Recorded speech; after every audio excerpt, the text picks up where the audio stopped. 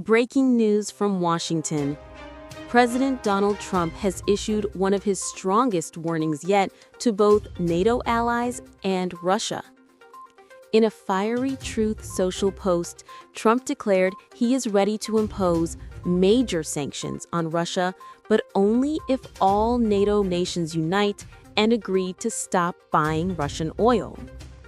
Stay with us as we break down what Trump said, why it matters, and what it could mean for the war in Ukraine and for America's role on the global stage. On September 13th, Trump took to Truth Social, calling his post a letter to, quote, all NATO nations and the world. He blasted NATO countries for not being fully committed to victory against Russia. His words, "The purchase of Russian oil, by some, has been shocking. It greatly weakens your negotiating position and bargaining power over Russia. Anyway, I am ready to go when you are.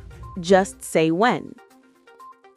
Trump made clear that sanctions would only happen if every NATO country joined, highlighting his all-or-nothing approach. Trump's comments come just days after he admitted that his patience with Russian President Vladimir Putin is running out.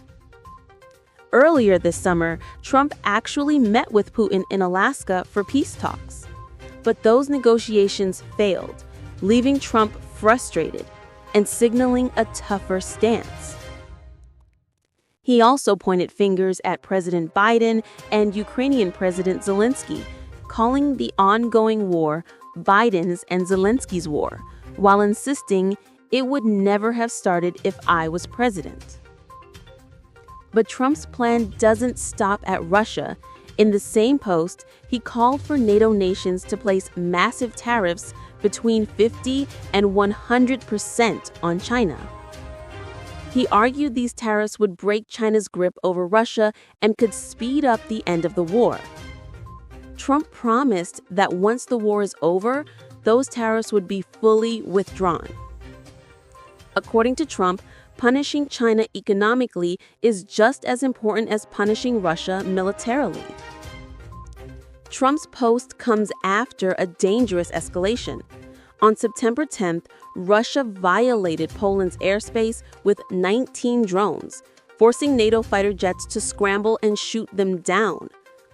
Poland immediately called for emergency consultations with NATO allies.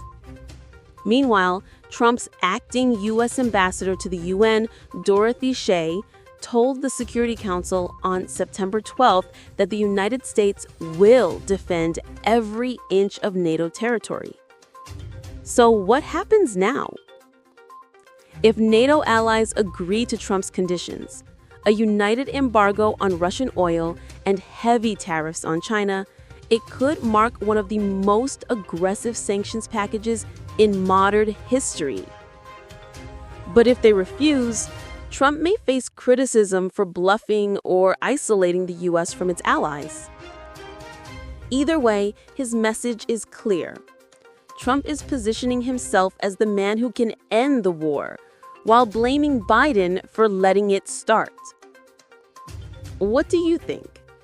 Will NATO stand with Trump on these sanctions, or will divisions among allies continue? Comment your thoughts below. Don't forget to like this video and subscribe to US Headlines 24 for more breaking updates on global politics.